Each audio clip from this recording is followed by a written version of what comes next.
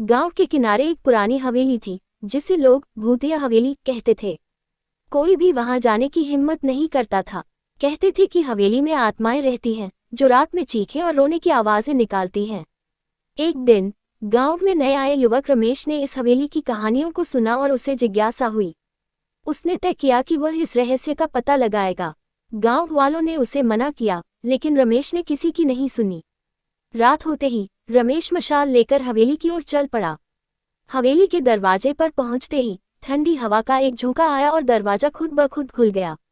रमेश ने हिम्मत जुटाकर हवेली के अंदर कदम रखा। अंदर घोर अंधकार था। हर कदम पर उसे लग रहा था जैसे कोई उसका पीछा कर रहा है।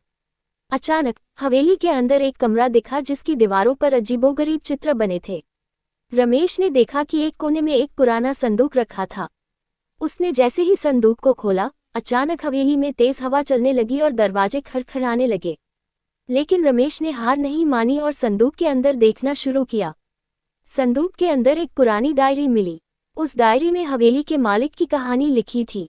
हवेली के मालिक ने अपने जीवन के आखिरी सालों में अपनी दौलत को हवेली के अंदर छिपा दिया था और उस दौलत को ढूंढते ढूंढते उसकी मौत हो गई थी। लेकिन असली रहस्य यह था कि हवेली में कोई भूत नहीं था। ये सिर्फ गांव वालों की कल्पना थी, जिसे उन्होंने पीढ़ी दर पीढ़ी सुनाया था।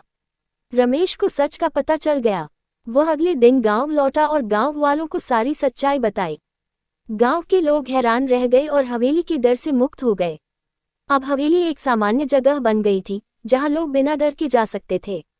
मॉरल: डर कभी कभी हमारी कल्पना की उपज होता है। सच्चाई का सामना करने से डर दूर हो सकता है।